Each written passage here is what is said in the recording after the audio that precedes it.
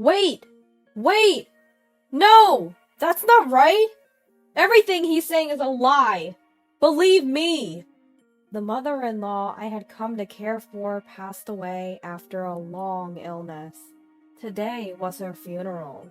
I wanted to send her off quietly, but it seems my wish won't be fulfilled.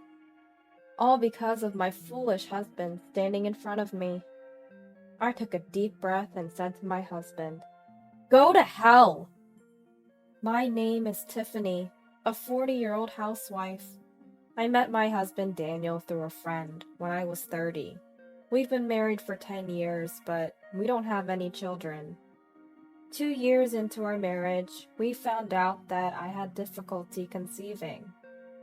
Because of this, I once suggested divorce to my husband. I don't care if we don't have kids. My desire to be with you won't change. Those words meant the world to me. My husband's family consisted of mother-in-law Ellen and brother-in-law David, who was 2 years older than my husband. I heard that the father-in-law had died in an accident when my husband was in middle school. After father-in-law's death, mother-in-law raised my husband and brother-in-law by herself. The first time we met, she expressed her relief. I'm at ease now, knowing Daniel's with someone dependable. Back in the day, he was quite the handful. She told me, and it was a comforting thing to hear. On our way home from my husband's childhood home, I asked with a laugh, "Was Daniel really a handful?" "Not at all. It was David who was the wild one. I was much better behaved." True to his word, brother-in-law is wild. Or rather, at his age, such words don't fit him anymore. To put it badly, he's a good-for-nothing. And I despise this brother-in-law. Of course, there's a reason for that. Brother-in-law lives with mother-in-law in the family home, but he hardly ever comes home. It seems he hops from friend's house to friend's house, and the only reason he comes back is for one thing. "Mom, can you lend me some money? $300. No, $200 will do." He demands money from mother-in-law, and when he runs out, he returns home. Over 30 years old, without a steady job, living off day labor and part-time work. Additionally, he seems to have a liking for gambling, always complaining, I have no money." The first time we met, brother-in-law was quite rude to me. When he heard about where I worked, he pulled out his mobile phone, and after looking it up, said, "Wow, decent salary, huh? Daniel, you found yourself a good one." With a sleazy laugh. I could only offer a wry smile, and nearby, mother-in-law scolded. "How dare you be so rude to someone you've just met? Go away." Afterward, both mother-in-law and my husband apologized profusely. I guess they both have their troubles with brother-in-law. That was my impression. By the way, brother-in-law is also quite disliked by my parents.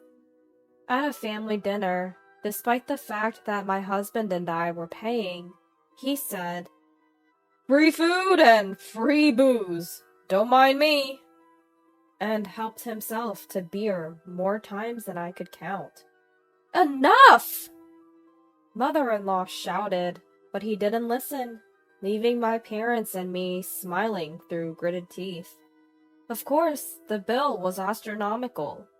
Mother-in-law insisted on paying their part, but given the situation, my husband and I refused. Friends and family have often expressed concern, suggesting I reconsider the marriage, but my feelings never wavered. I was very fond of my husband Daniel, and while I thought the worst of brother-in-law, mother-in-law was a very kind person. This decision would be one I'd only half regret years later. After we got married, peaceful days followed. Even without children, the time spent with my husband made me very happy. Brother-in-law was still the same, but at that time, he hadn't yet started asking us for money or causing trouble. But then, something happened that would disrupt our lives. "Tiffany, Mom's collapsed! The hospital just called!" My husband seemed terribly shaken. I calmed him over the phone and rushed to the hospital. After hearing the explanation from the doctor, we were both stunned. Mother-in-law had suffered a cerebral hemorrhage, resulting in paralysis on the left side of her body. Additionally, a checkup revealed endometrial cancer. "After the surgery and chemotherapy, we'll monitor her progress. As for the paralysis, with rehabilitation, well, please understand that returning to her former life will be difficult," said the doctor. We could only quietly accept his words. It was our 5th year of marriage. Mother-in-law was hospitalized for a few months before being discharged. She worked hard at rehabilitation, and her speech recovered to almost the same level as before. However, paralysis remained in her left hand and foot. It was, of course, difficult for mother-in-law to continue working, though she quit her job. Even while battling her illness, mother-in-law tried not to worry us and acted as cheerful as before. "Look at this! Chemotherapy really does make your hair fall out. My head's all smooth now." Mother-in-law laughed, but before her collapse, she had beautiful long hair. Ellen's hair was so glossy and pretty. To my comment, she replied, "Well, thank you. Hair is a woman's life." She used to say that about her hair. It was her pride. She must be feeling down inside.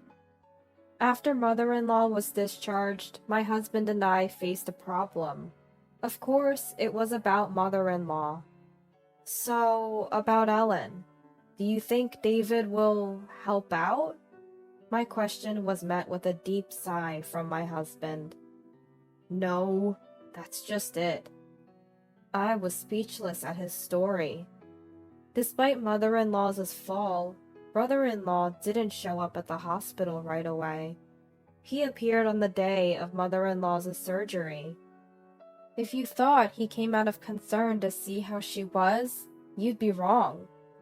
"Long time no see, Mom. Feeling good?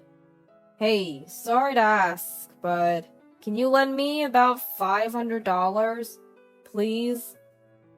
Mother-in-law was so dumbfounded by this that she was lost for words.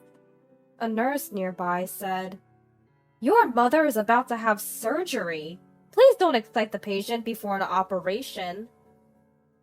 That's what she was reportedly told. Of course, it's far too disrespectful to mother-in-law.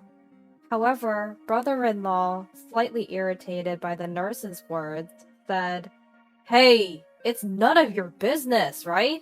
It's a family matter, so shut it." Mother-in-law was furious and said, "Go away! I don't even want to see your face." After handing him some money from her wallet, I heard brother-in-law left happily. What the? That's unbelievable! Such disrespect to Ellen. Just hearing the story made me shake with anger. "I've contacted David, but he's the worst, really. He said he'd leave it to us, and then he became unreachable." I had always thought brother-in-law was the worst, but this was beyond belief. I had a headache. "Which is why, Tiffany, I have a favor to ask. Can we live with my parents? I want to take care of Mom. Of course, I'll help too," he said. If mother-in-law had been a difficult person and we didn't get along, honestly, I might have hesitated to live together. However, the mother-in-law I knew was always cheerful and kind, treating me like her own daughter. I was anxious about supporting mother-in-law with no caregiving knowledge, but I had no doubts about my husband's request. So we decided to live with my husband's parents. But caregiving was more arduous than I had imagined. If only my body wasn't like this. Tiffany, I'm sorry. Mother-in-law began to apologize more. The most frustrating was mother-in-law herself, unable to move freely. My husband became more irritable after we started living together. Mom, please be strong. No, that's not it. My husband was cooperative with mother-in-law's care, but knowing how lively mother-in-law used to be, perhaps he felt frustrated and his tone towards her grew harsher. Daniel, be kinder to Ellen. Lately, you've been a bit scary, you know? Daniel looked puzzled for a moment, then said, Yeah, you're right. Sorry.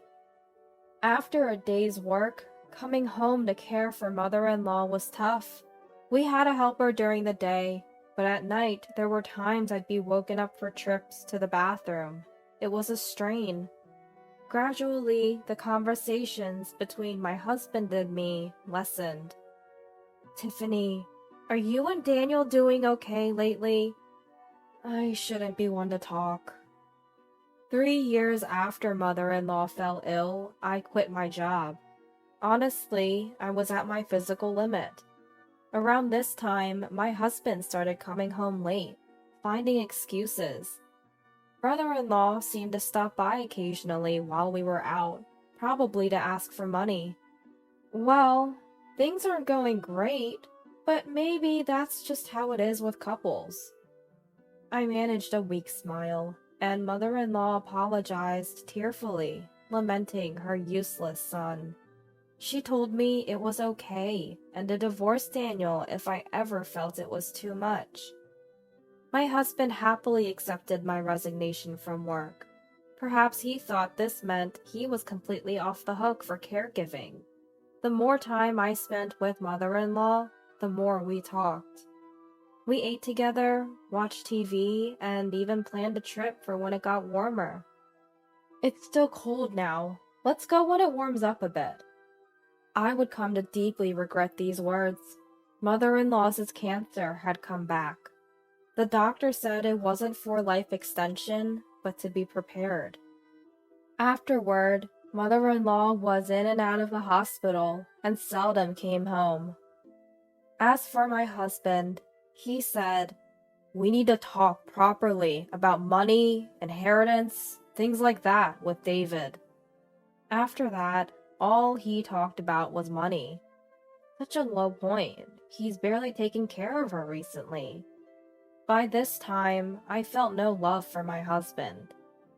A few months later, on a warm day, mother-in-law passed away. She was only 64 years old. The funeral was a small family affair, as mother-in-law had wished.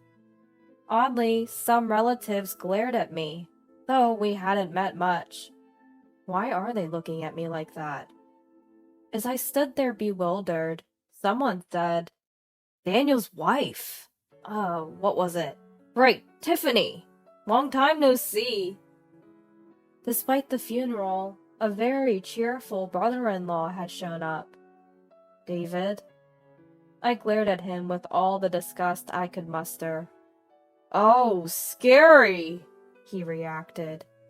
Just as I was about to snap, brother-in-law and my husband were surrounded by relatives. "You've had a tough time with all those years of caregiving. Good job."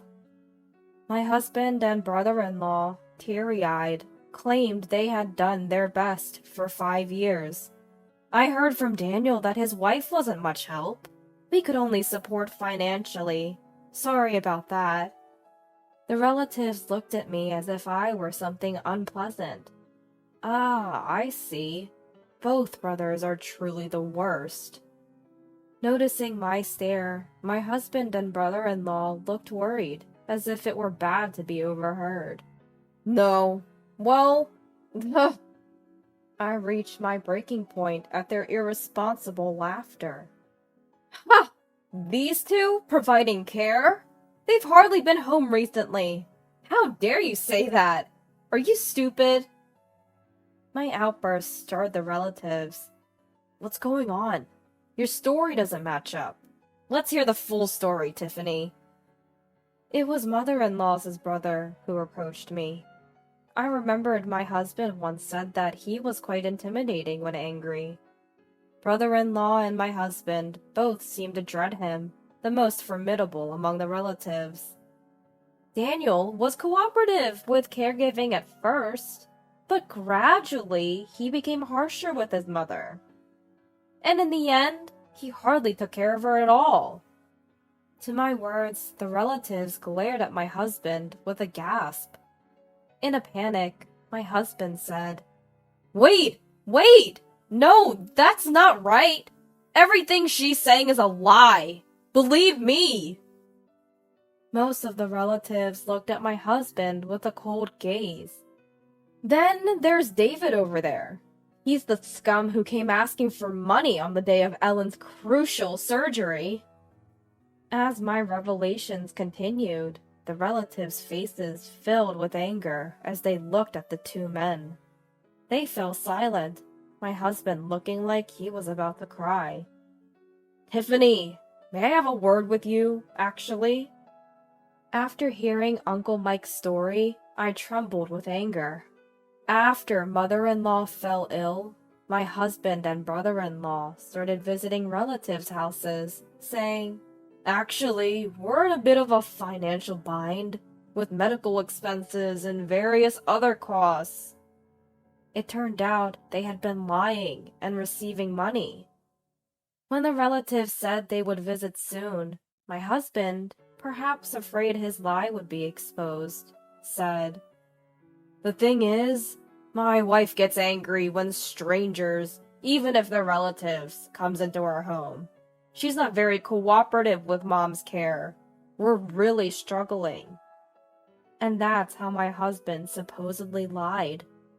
What is that? I would have wanted everyone to visit Ellen.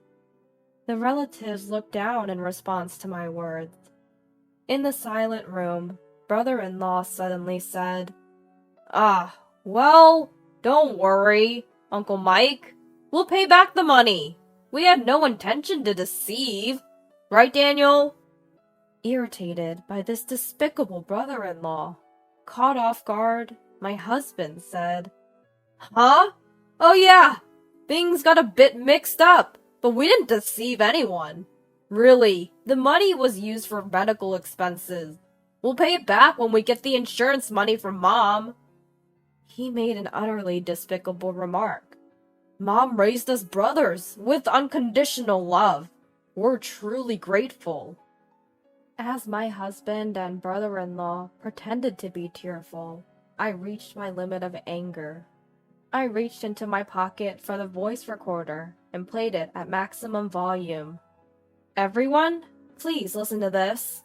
Both of you go to hell. Immediately after my voice, Mom, lend me some money. The voice echoed, and everyone had a shocked expression. Is that voice Daniel? The relatives' gaze instantly focused on my husband. My husband had an awkward look on his face. Daniel, you were calling David the worst, but you were also asking Ellen for money, huh? Until I heard the voice recorder, I embarrassingly didn't know my husband had been demanding money from mother-in-law. What? Demand? That's not it. I just borrowed a little. My husband outrageously lost his temper. Seeing my husband making excuses about needing money for work, I looked at him dispassionately. I continued playing the recorder without care. From now on, I'll manage Mom's bank account. It'd be trouble if David found out. Hearing my husband's voice from the recorder, brother-in-law raised his voice. Hey, Daniel! What's this about? My husband stood alone, sweating. Could you explain that in more detail? My husband was sweating alone. Can you explain that in more detail? asked my husband's uncle. I handed him the voice recorder without a word. Each playback brought the voices of my husband and brother-in-law demanding money from mother-in-law, sometimes even uttering abuses. At this rate, you can't even use the money with such a body! Even after mother-in-law's fall, their attitude remained unchanged. After the playback finished, after the recording was played through, "Sit down, both of you!" Mike, my husband's uncle, was visibly angry. My husband and brother-in-law were trembling, perhaps out of fear. Then, my parents, who had been silent until now, spoke up. "We apologize, but we will take our leave now. We cannot burden our daughter any further. We've told her many times to come back home, yet she stayed because of her concern for Ellen. Daniel, I have no intention of forgiving you." Tears came to my eyes at my father's words. "Just discuss it among yourselves," said my father, as he led my mother and me away from the funeral. I felt sorry for not being there for mother-in-law's last moments, but I had no regrets, as I had spent plenty of time talking with mother-in-law during her life. I found the voice recorder in mother-in-law's room shortly before she passed. I didn't know what it was meant for, but perhaps mother-in-law had foreseen all this. That's what I thought when I heard the last words on the recorder. "For Tiffany." The recording started with mother-in-law's kind voice, filled with gratitude and memories for me. I also learned that my husband and brother-in-law had been caught for theft and arrested in the past. "I gave them money rather than have them cause trouble for others," she said in a sad voice. My husband's father, the late father-in-law, had been a terribly awful man, with a bad drinking habit and a fondness for gambling. Mother-in-law suffered a lot because of him. She said she felt relieved when he passed away. I thought my life would end just like that, but thanks to Tiffany, I was able to enjoy my last days. I am really grateful. Thank you. But I put Tiffany through a lot of hard times, didn't I? Thank you for marrying my foolish son, Daniel, and I'm sorry. Tears streamed down my face as I listened to mother-in-law's words on the recorder. Despite opposition from my friends and parents, I was grateful for the happy times I spent with mother-in-law. Afterward, my divorce from my husband was finalized. Later, Mike came to visit me at my parents' house. He apologized to me and my parents, and I heard that my ex-husband and former brother-in-law were now in prison. My parents were surprised, but I wasn't. It didn't seem implausible for those two despicable men. Afterward, the two brothers turned on each other, throwing blame. "Our family has caused you great trouble," Mike said, looking exhausted. The former husbands had apparently started a commotion, and the funeral staff had called the police. When the police arrived, perhaps due to their guilty conscience, they caused even more chaos. It was then discovered they were both being charged with fraud and were arrested. They were utterly despicable. Mike informed me that the funeral had concluded without further incident. It might seem strange for me to say this, but please come to visit the grave if you can. Ellen was very grateful for everything Tiffany did for her. Thank you so much. He expressed his thanks to me. Seeing Mike like that, I said, "Of course, I am also grateful to Ellen." Mother-in-law had changed her life insurance policy to make me the beneficiary. It was something I had not been informed about at all, so it was a real surprise. Before I knew it, I had turned 40. I considered looking for a new job, but then I thought about using my savings from before I was married, along with the money mother-in-law left me, to try opening a small cafe. I want to create a place where visitors can take a warm and relaxing break.